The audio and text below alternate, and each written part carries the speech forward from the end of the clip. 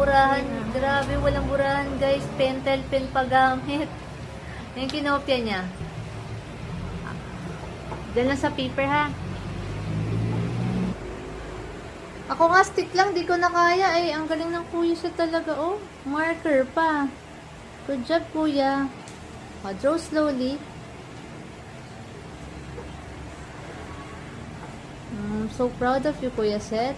You're good in art. Can I see? Wow. May mga detail pa siyang nilala.